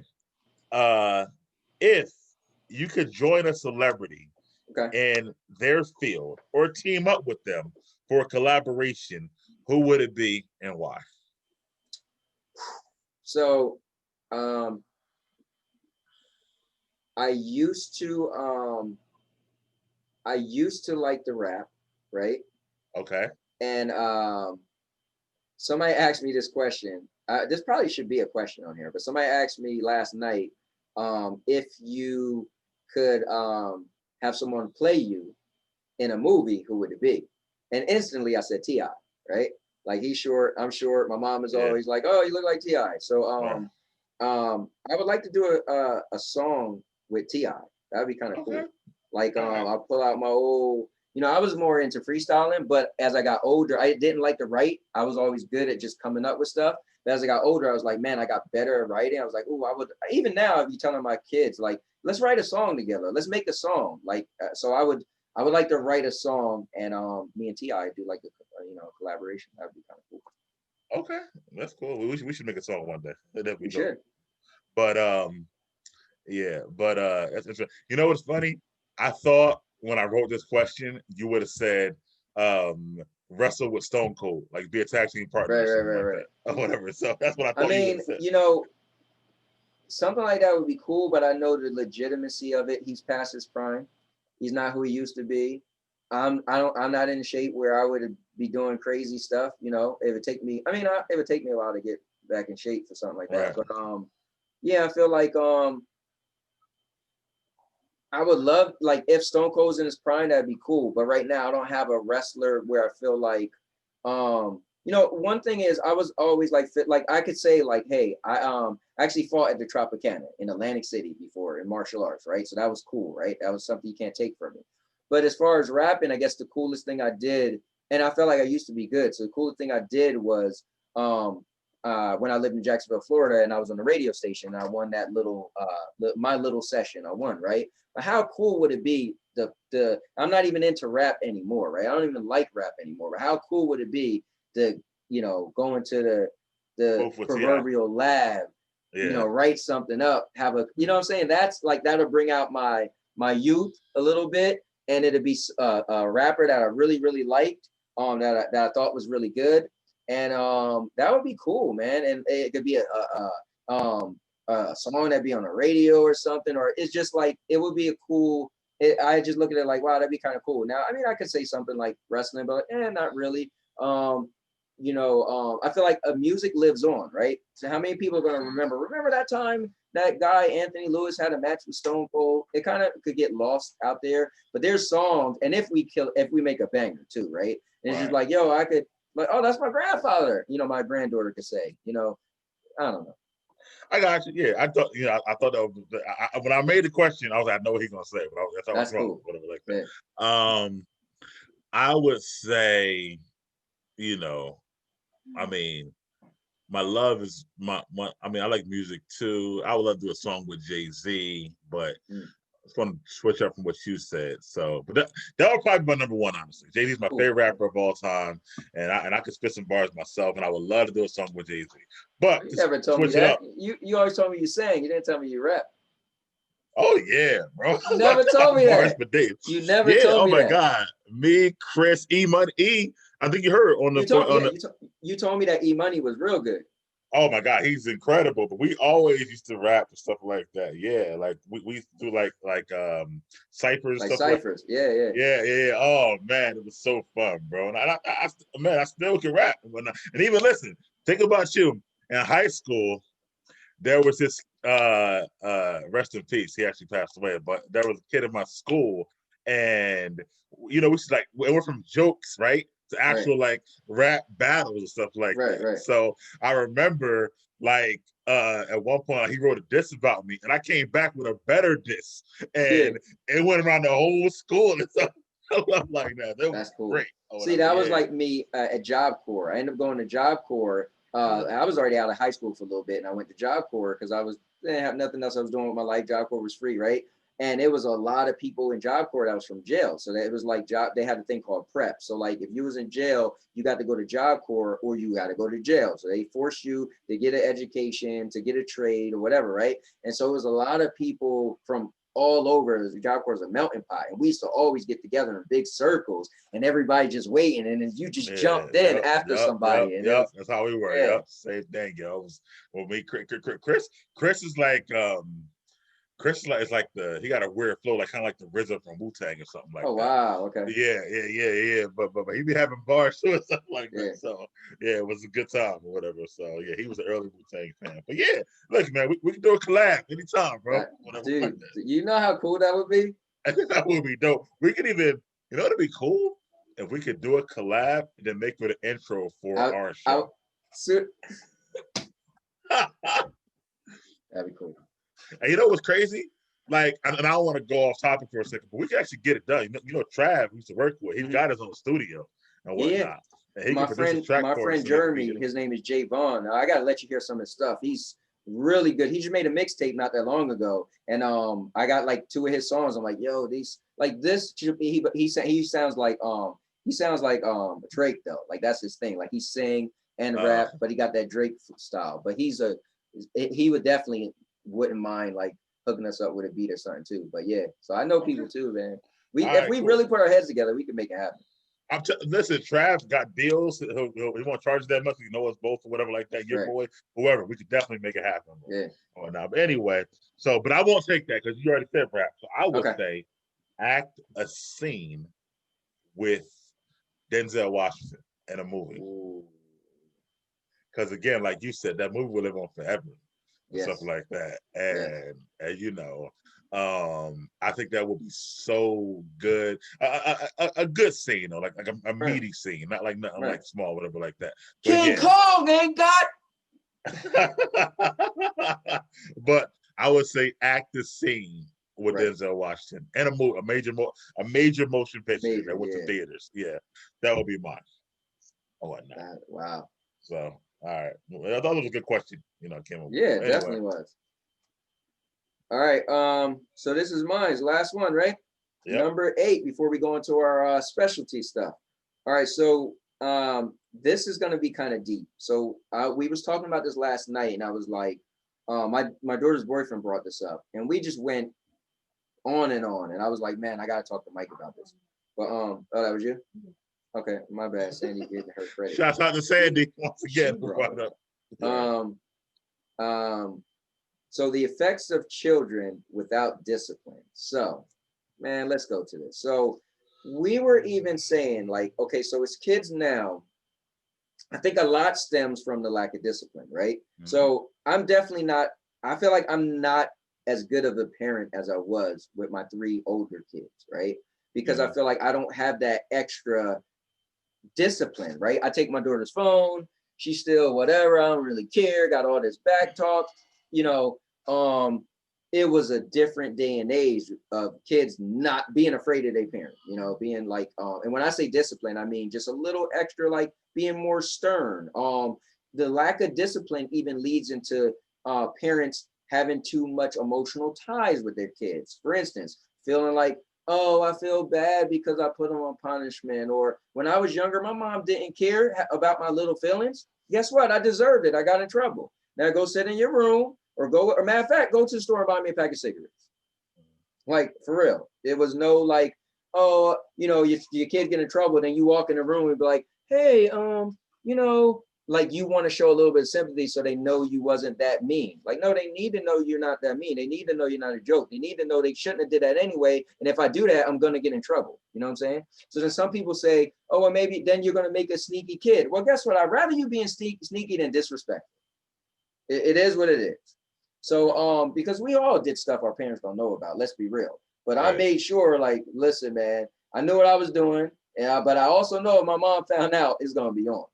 Right. So I wanted to bring up with you just a topic and just all the stuff that stems from the lack of discipline. You know, I feel like when diapers came out, yeah, it was helping some kids that was probably getting, you know, abused, but it also was, you know, it was stopping some kids that should have got some extra discipline. What was the overarching last night? Like what was the what they all to say about it? The overall consensus was we all agree that the kids nowadays definitely could use more discipline, and even the parents aren't as stern on their kids as they should be, because they're used to not giving as much discipline. For instance, a kid get in trouble, and let's say, for instance, right, one kid may get in trouble and they get their phone taken or get on punishment for 6 months. But you got a majority of people, friends of theirs, that they got in trouble for the same thing. And then those kids got their phone taken for a day, and then they back to doing whatever. So now, your kids are like, my parents are extra mean, right? So now you feel like, well, am I too mean? I'm extra mean. But it's like, no, you should have did more. Well, I'll take this from KG when it comes to that. Okay. What you do in your house, what you do in your house. What I do in my house, what I do in my house. True. Whatever like that. So yeah, you shouldn't parent based on how other parents parent. I will say that. That's number one. Number two, I do agree with you. There's a lack of I don't know if this one even the right word, but there's a lack of making kids accountable for their actions and whatnot. So when they do these bad deeds or you know, things they shouldn't be doing, making them accountable is more than just saying that was wrong, that was bad. You know what I'm saying? You have to let them know that if you do this, it'll lead to a consequence. And I think what happens with parents is that, we don't have foresight, because again, if you don't have consequences in your house, that's cool. But guess what? When they become an adult, the world has consequences, right? So they can't just go to a store and take a bag of chips and walk out. No, the cops will get called. You know what I'm saying? So you as a parent, if they do that when they're a little kid, you can't just be like, you know what, bad. No, they should be put on punishment or whatever it is. Let them know this was a bad deed. Because when it gets an adult, you can't help them when the judge hit that gavel. Whatever that judge say is what he say and whatnot. So it's a thing where I think we forget as parents that we're prepping them for adulthood. So we're looking at the here and now, right? Today. I don't want to be mean. But realize once again, when they get to adulthood, there's another figure ahead of them, their boss at work, yep. The authority figures, whoever, that will maybe be mean. So they got to be prepared for that mentally of what could possibly occur, and know that I'm not going to do these things because it could lead to a certain action. Just like when they're kids, I'm not going to do this because my dad will put me on punishment for a long time. Not be like, he'll get it back in a day or two and stuff like that. Now, I'm not saying that you got to go back to whooping ass and to a point where they're like abusing them and stuff like that. Right. But definitely be more stern. Stop negotiating with your kids. Stop giving them their way. Stop, like you said, trying to be their friend so much and whatnot. Mm-hmm. It's okay. Your job is to be their parent. It is okay to do your job and be their parent. They have friends. You have friends. You don't have to be their friend or whatever. Yep. Now, if you become their friend by default because your relationship is so good with them, but they still respect you and you're still able to discipline them, then cool. But if your discipline is not allowing them to want to be your friend, oh well, so be it. Oh, well. Yes. My job is to make sure that you're prepared for life once I become a parent. So I do think there's a huge lack. I think it starts at a young age even, or whatever like that. I think there's a problem with people telling kids no, they can't do this. I think kids are entitled at this at a certain time or whatever in life right now. I think nothing's remember the old like football cliche, nothing's given, everything is earned and whatnot. Right. Well, it's opposite now. Whatever. Yeah. Everything's given. Participation trophies. Right. Everything's given. Nothing's earned and whatnot when it comes to when it comes to kids and whatnot. Like I remember having to do certain chores to make sure I got my allowance and stuff like that, or whatever it was. Or I had certain chores that were due. Now it's kind of like, your mom may ask you to do something here and there, and if you get it done, it's done. But it's not like these are your house chores and whatnot anymore. Right. It's like a weird. Well, again, what you said is perfect. Your mom asked you. You was told. You know what I'm saying? Yes. Yeah. Yes. Right. Yes. Yeah. I was told these are your chores for the week or whatever. I need this, and this, blah, blah, blah. Hey, you need to wash the dishes. Not, can you wash the dishes? Correct. And you're like, well, I'm a little busy right now on this TikTok video, but I'll get to it later. No. Listen, I see that happens. Oh, I'm playing the game right now. Like let's get a little deeper to it. Here, even psychologically, right? So psychologically, I feel like it stems from a lot of stuff too. So when I was younger, I was saying this to my daughter, right?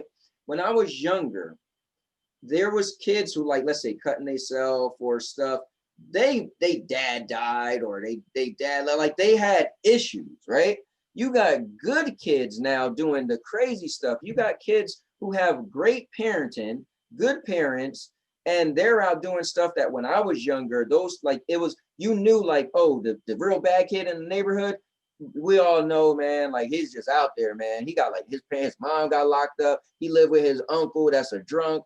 It was like clear signs of why this kid is acting out, right? Now you got kids that's acting out. They got no reason to act out. It's just a fad to act out. You know what I'm saying? And psychologically, now they feel like, oh, I need to go talk to somebody, or, it's like, it's so weird psychologically. I feel like the lack of discipline has changed a lot of things, because kids don't really, I guess trends change, but I feel like the patterns is so weird. It's like when I hear certain even responses like, why you didn't do this? Well, he didn't let me, or he didn't. I'm like, who's the adult? It was like, my Yes. mind makes a lot of time. I'm like, yo, what do you mean?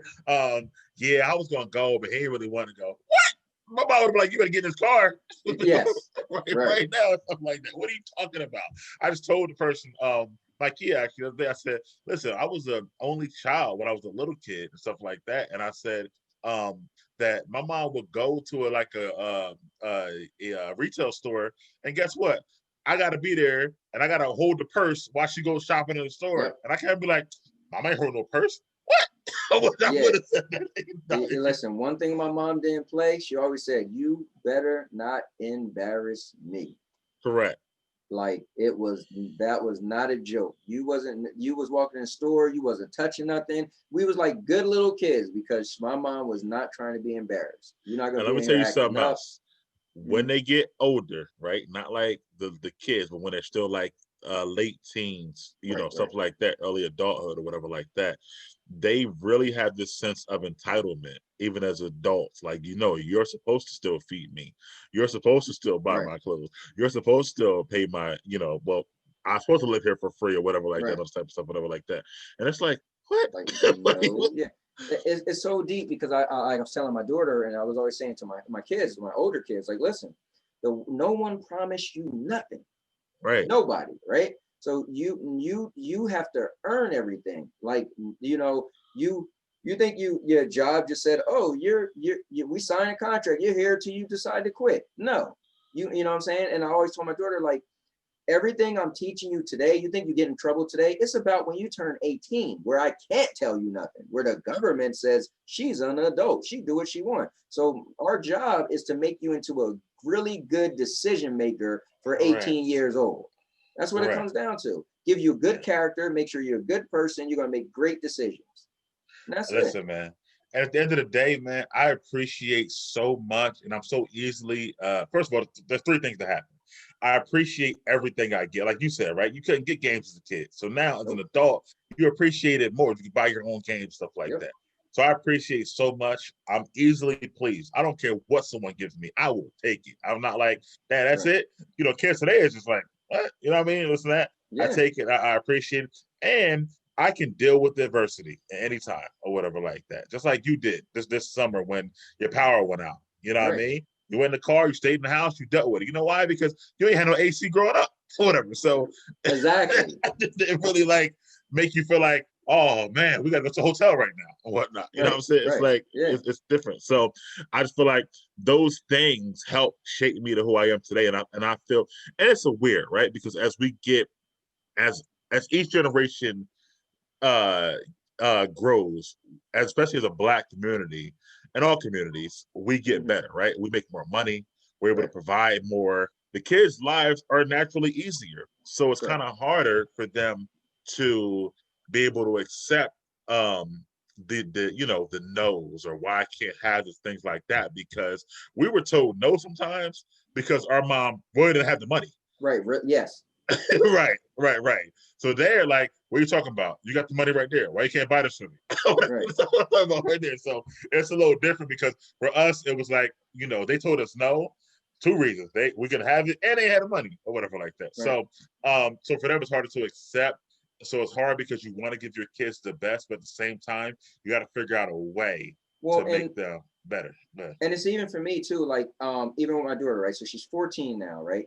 She's getting to the point where she met new friends. Oh, I want to go to my friend house, this and that. Like, my thing is, like, I'm not saying yes to everything, because Right. one, I don't want you to feel like you have to be somewhere every day. Now you're gonna be home talking about, I'm bored, I got nothing to do. Why? Because you're at your friend's house, so I won't allow Right. it. So it's like, Right. yeah, it's like, I don't want to give you everything, and you got to earn it too. Like I told her, like, I got 3 older kids. So you're technically my only kid. I couldn't spoil them. They could never get spoiled, right? I didn't Right. have it. I had 3 kids around the same age. But you could get spoiled. But guess what? It required 2 things. You have good grades, your schoolwork, and your attitude. You do that, listen, you'll get you to whatever nonsense you want because you earned it for me. You Right. know? Yeah. And, Yeah. and, and I'm telling you, they don't see it now, but as an older person, they're gonna see, like, they're Right. gonna appreciate the fact that they had to earn it and Yep. whatnot. Because again, your job, you ain't gonna walk in and say you're the manager, you got to earn it. You got to get to the next level Right. and stuff like that and whatnot. So you can't walk in and saying, well, why I can't be the boss? No, it don't work like that. I feel like that, you know. So yes, so that's the question we need to and the last point, I always have a conversation with my son, and he was just telling me the other day, like, yeah, my friend mom, and my son's 22 years old, right? My friend's mom, yeah, he's waiting because he wanna, you know, his mom's gonna buy him a PlayStation 5. I said, PlayStation, his mom's still buying stuff. He said, listen, it's like they know, like, I ain't buying my kids. Y'all got jobs.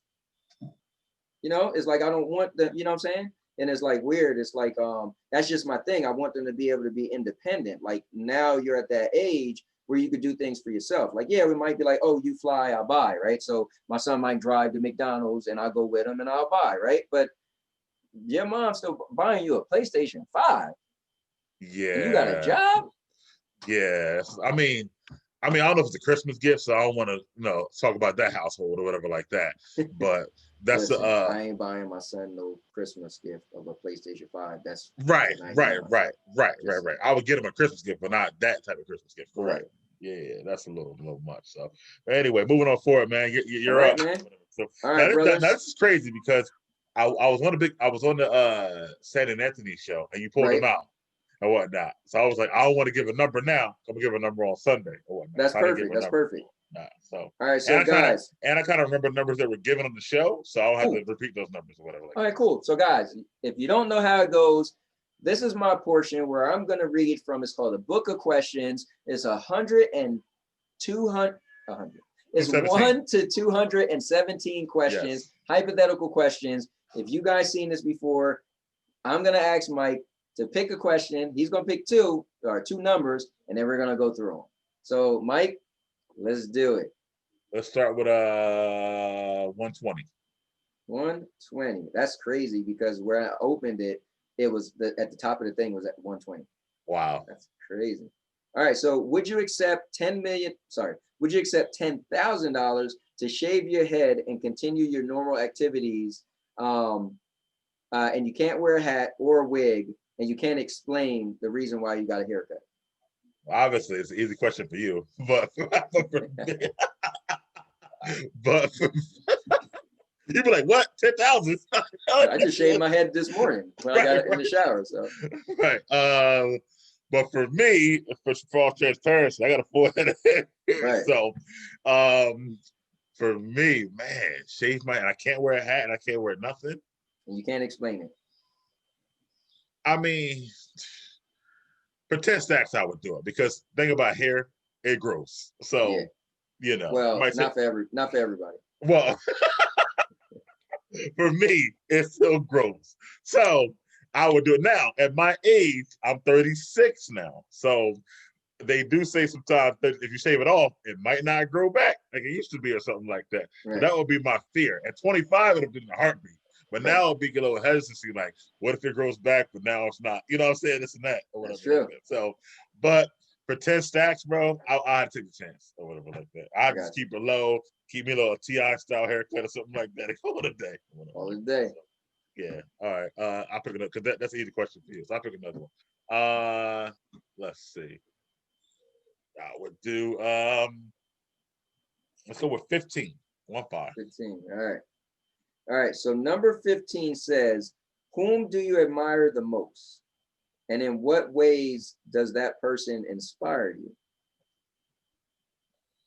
Oh, that's actually a good one.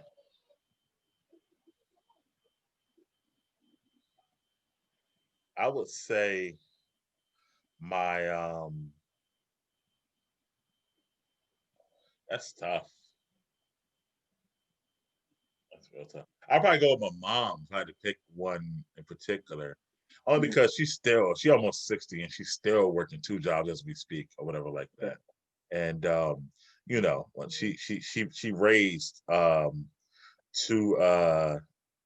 generations, you know, like she raised me, myself, and then she had my sister when I was 17. So I was done already and she started all over from scratch and whatnot. My sister's now 20 or whatever like that too, or almost 20. But I just feel like that, you know, I watched her as a kid, you know, be a single mother for a lot of times and work 3, like sometimes 2 or 3 jobs, or work doubles and triple shifts, and to get what she had today, I definitely do, you know, admire her. And not to mention the different relationships, things like that, which I won't get into, but I definitely admire her and what she was able to do, you know, on that front, coming from where she came from and her life. And she owns a house right now. So, and she's doing well. So I would say her. Hold on. That's cool.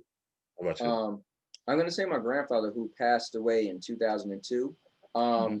When I grew up, and he was pretty much like the father figure I had, because my dad was still in Jamaica, never came to the United States. My mom got pregnant with me when she lived there and moved here and had me in New York. So my grandfather, his name is Eric, and actually my son's middle name is Eric. I named him after him. But he was this most stand-up guy, and he was one word synonymous with him, and I try to be. He was fair. He was so fair, right? He was just he had like no favoritism. He was like just this really good guy. He tried to give everybody a chance, and I had so many great memories of him. I grew up. He was like the strongest man I knew. He was like he was really stern. He just had really good qualities of him, and he was I even remember saying on the horoscope field that my favorite. So people would say, "What's your favorite sign?" I would say a Taurus, because he was a Taurus, and Taurus are known for they're like a anything person, right? Like, oh, you want to go to the park? My grandfather like, oh, let's go to the park. Cool. Oh, you know what? Never mind. Let's go to the zoo. Cool. They'll do anything unless it's the one thing they really don't want to do. Like, and then you'll say like, oh, let's go to the beach. Like, no, I don't do beaches. But for the most part, he was just the greatest guy. He was a great cook. He was a great father figure. Like I looked up to him, like even when I got in trouble and he disciplined me because I would be mean to my little brother, and I would get in trouble. He'll pull his sandal off. I'll get a beating with his flip flop, whatever you want to call it. And I still respected him because I deserved that beating. I deserved to be in trouble. He didn't let me slide. And so that's why I always grew up liking, like you asked me, oh, who's your favorite Transformer? Optimus Prime. He was like the leader. He reminded me of my grandfather, like that stern person. I always liked Duke. Like I always liked the main person because they remind me of my grandfather, and he was such a stand-up guy. So he inspired me to this day. That I wish I could be like him, and my kids don't like me sometimes because I'm so fair. They'd be like when my wife moved in with her kids who were a lot younger than my kids would be mad because they would do certain stuff. And technically her kids were in the wrong, but I used to say, you know better. You're older than them, because that's the fairness of me. Yeah, they're going to get in trouble, but I'm going to discipline you more because you know better. You know what I'm saying? Right. Like, I'm not going to allow. And then my son would get really mad. And I would say, listen, I hope one day what I teach you is that you might have a blended family, right? You might have kids, and then your girlfriend have kids. And I don't want you treating her kids wrong because your father gave favoritism for you because you were my kids. Like that's not gonna happen, and I got that from my grandfather. That's pretty cool, man. I like to hear that stuff, especially with blended families or whatever like that. So last part of the show, the versus question, man. You're the anchor, brother. You're the anchor. Let's do it. I'm the anchor. So the 1 through 15, what you got? The last couple of times I picked 9 and 1. Let me switch it up. Give me 14. Okay, I was hoping I could pick 9, but it's okay. I really wanted to. But I was like, all right, Anthony, this can't be the third. How about you go with 9 for this one? Because the 9 questions. Right, I really wanted to, but I felt like you was gonna be like, come on, man. It's very specific for this one. So okay, well, a 9. That's what I wanted to pick, but I thought you was gonna get 9. On. All right, and I thought you would pick 9, so it's cool. So again, the Thanksgiving theme, right? So you told me recently that you guys have done several things over the years, so you don't have a standard tradition at all. So as an adult now, what would you rather have? Home Thanksgiving or going to someone else's house Thanksgiving? What do you like more? That's really good. My wife and I, we were talking, and her daughter was like, oh, we should have just did stuff at home and stuff. And my wife was like, I mean, that's because you don't cook and you don't clean. That's the difference, So I do look at it as, okay, you could go to somebody else's house or you could do it at your house. Man, we had some good moments. So as I became an adult, right? Not like my grandma's or my mom, but I remember some of our friends coming over here where my wife cooked for Thanksgiving. It was pretty cool. But I think as I got older, I don't have many memories of just having a big Thanksgiving dinner at like my personal house. And so I feel like my great memories is going to my grandma's, going to my Right. mom's. Even recently, last year, we went to my brother's. Right.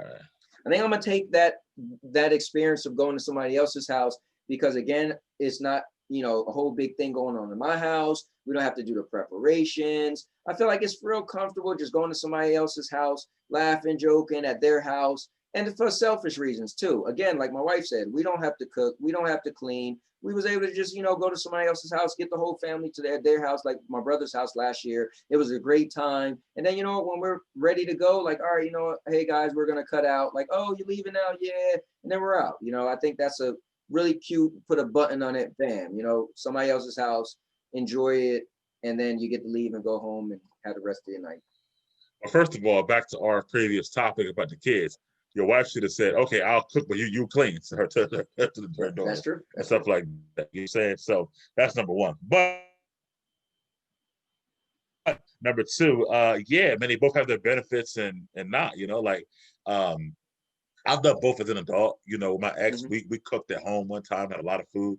Good thing about that is that you don't got to get dressed, so you can just like be in your pajamas all That is day true. on That is Thanksgiving true. Day, and that's kind of cool.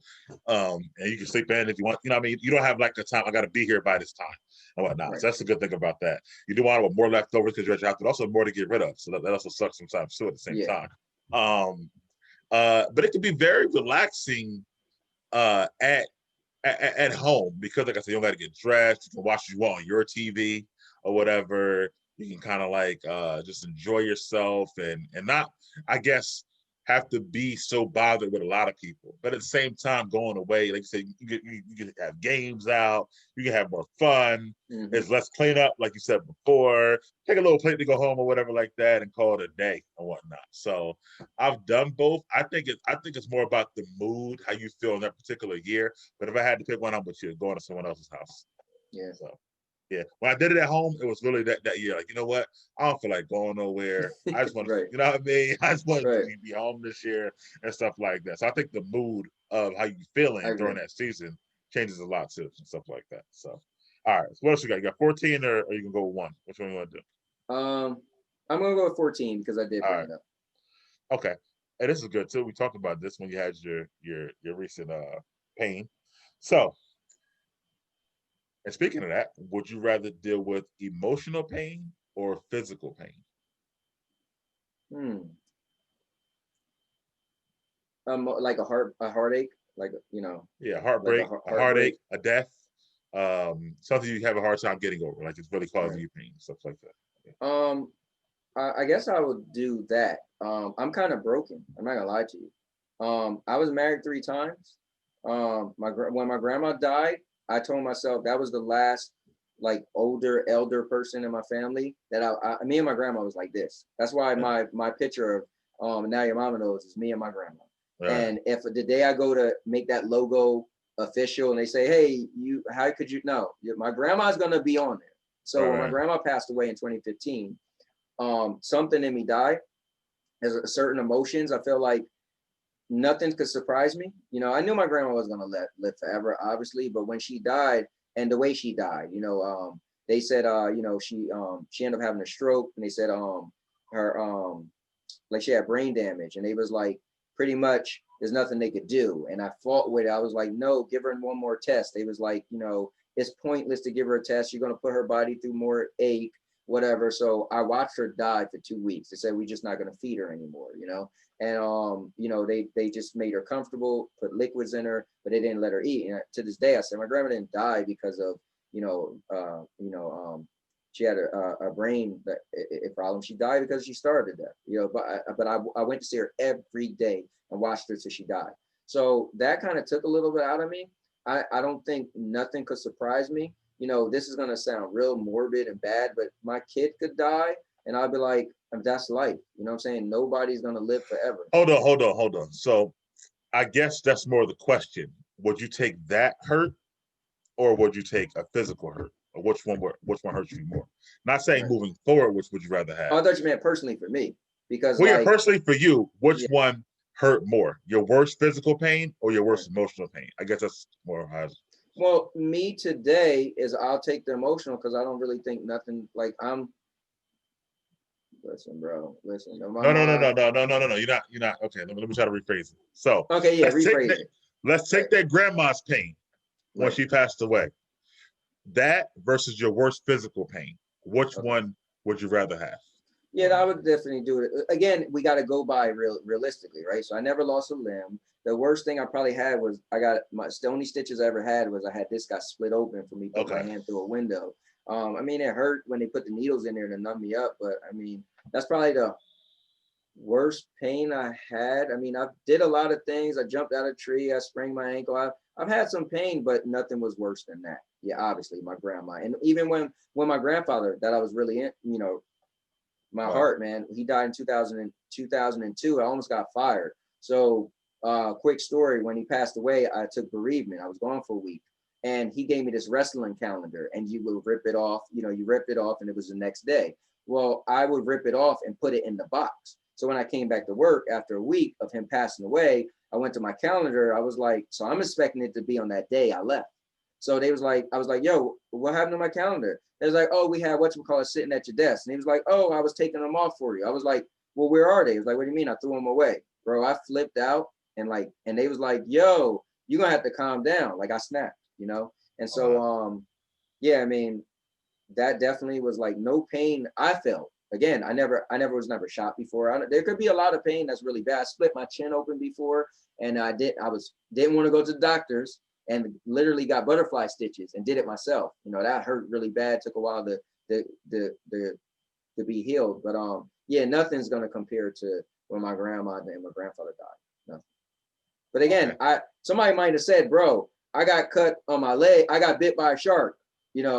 I can't say I did that. So for me, Right. yes, if you're asking me the question, yeah, nothing is going to compete with that mental pain, that heartache.